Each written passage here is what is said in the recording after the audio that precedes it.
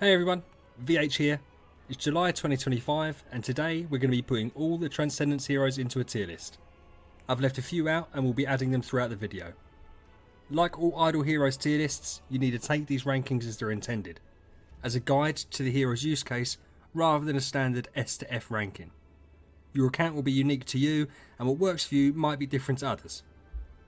I've already ranked all base heroes into a tier list and done 3 expansions going in depth into each tier, as well as artifact tier lists, so please check them out and subscribe for daily content.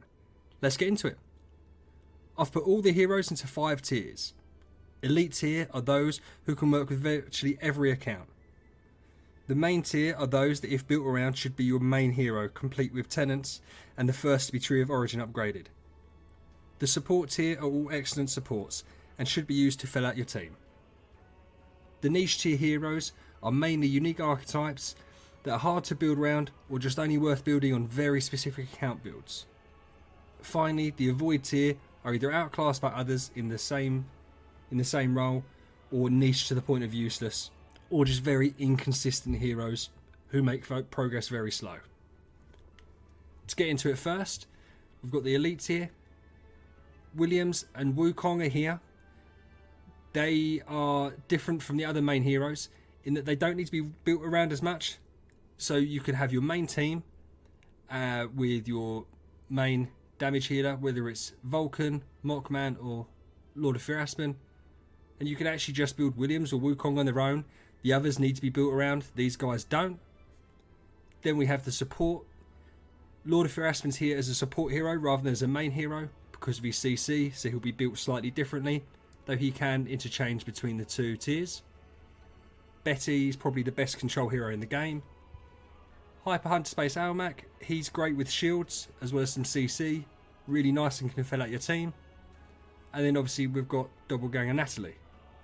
To finish out this tier, we've probably got the most common first Transcendence hero, which is Scarlet Queen Halora. She's interesting, one of the original Transcendence heroes, and her kit, unlike most Transcendence heroes, is actually very straightforward. When the battle starts, she grants all allies Queen's Guard, which increases their all damage dealt by 15%. What this means is whenever she's attacked, everyone on your team counter-attacks for 800% of their attack, and they get the bonus 15% damage, really nice. Passive skill, when round ends, for every one survived ally in battle, restores self HP.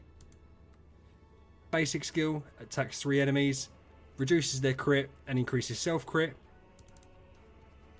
And her active skill deals 1280% damage against all enemies and bleeds them for an extra 1280% attack damage per round for 2 rounds. And the main thing with this is the Abyssal Corruption. It's a skill effect, so it can't be cleansed. Corrupted heroes deal 10% less crit damage and take 15% more crit damage. So fantastic support who can go with basically any team. Then we get into the main damage dealers. Vulcan, Mockman, Patricia, Alakita. Alakita I was tempted to put in a bit more niche because you do have to build around her, but she's very strong and I think she's easy to build around. So even though you have to build around her, I think she's easy to build around. Speaking of which, we've got Geester. Probably one of my more hot takes in this video. And where is Geester? Creepy looking guy right there. He's an assassin, which I don't like, but beginning of each battle, grants himself 3 layers of mutated genes, consumes 1 layer when releasing an active skill, enters mutation awakening status when all layers of mutated genes are consumed until the battle ends. When self is on mutation awakening status, reduces damage taken by 80% of self attack. It's a bit of inbuilt damage reduction. Each layer increases control immunity. Passive skill. When the active skill and basic attack deal damage by poisoned or burned targets, deals extra damage by 25% of the total dot of burn and poison on the target, caps at 5,000 of mutated fungus Geester's attack. So this is very much like Cthulhu on steroids. Very strong, very powerful. Deals 25% of virulent toxin mutated damage immediately to all enemies when self HP is under 50% for the first time in the match. So that's really nice. You do have to build around Geester, but it's a really nice capped damage. Basic attack. Deals damage to one enemy, lowest HP, burns the target, dealing damage by 25% of damage dealt, and poisons, Releases the same attack on random enemy one more time when self is under mutation awakening status. And his active skill, 600% of attack to 2 enemies, burns, poisons. Self has resolve. Each layer will deal 500% of attack damage to one random enemy. Afterward, grants self 1 layer of resolve for 5 rounds. When he's under mutation awakening status, restores HP by 8% of self damage dealt, increases self attack by 10% and speed by 5 for 2 rounds, and grants self. So yeah, he ramps up really quick. If your heroes are doing dots, he bursts them again like a very powerful Cthulhu, and he's one of those that once you get Tree of Origin upgraded and certain things with his tree becomes very strong. Something that doesn't get talked about, but you can definitely build him. He's the more niche one in this, to be fair, and he could have been put down into niche or even avoid, but I still like him. I think he's quite cool to work around. Support heroes: Elena, Jara, Vespera, Finn, Melissa, Arania, Freya, and we're going to talk about Vesa.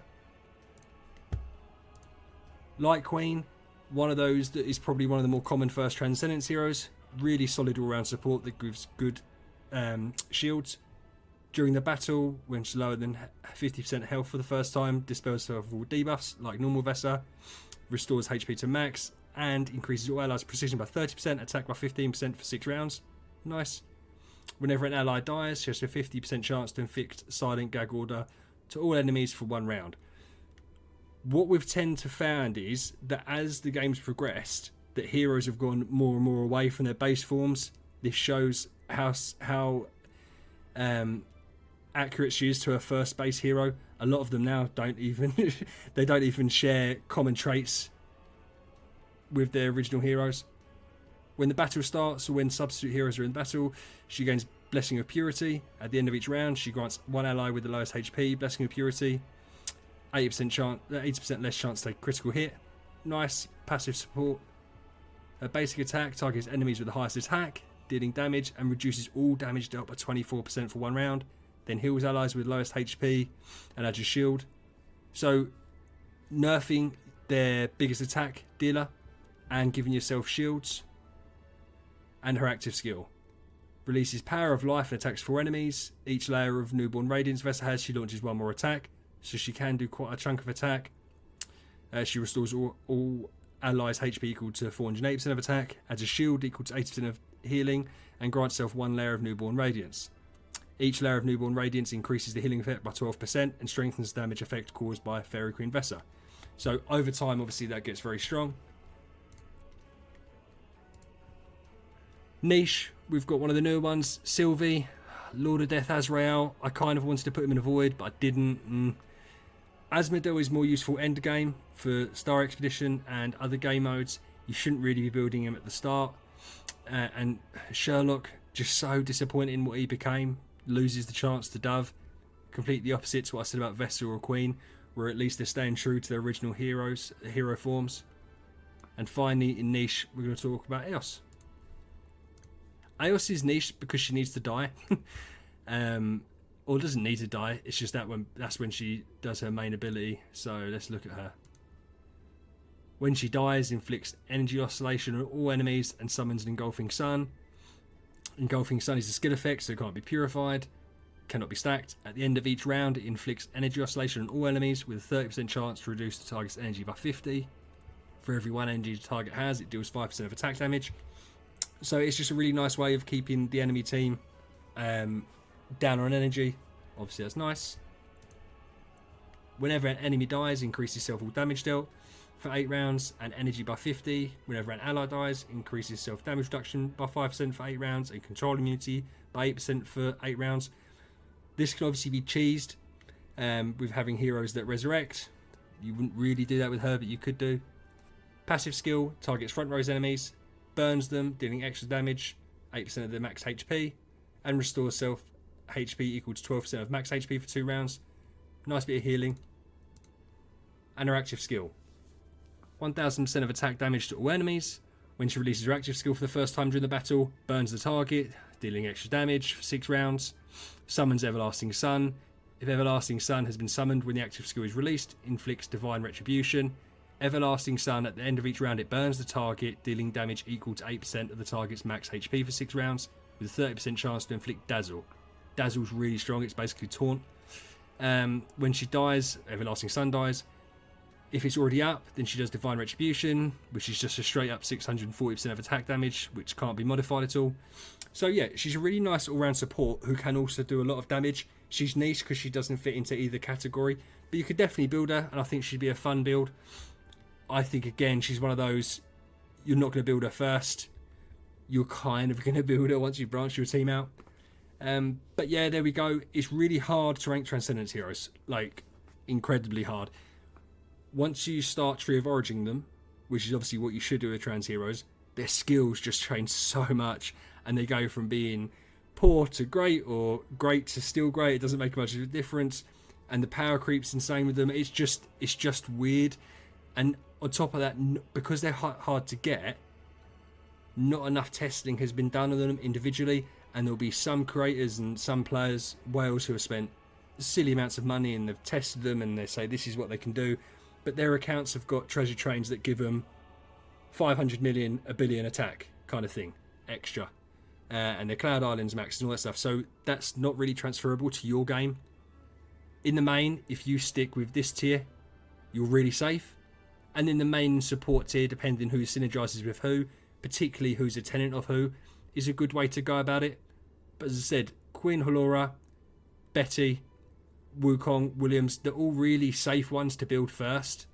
Lord of Aspen, if you're using him and thinking of using him as a support rather than a main damage dealer as your first hero. Betty, yeah, and Natalie.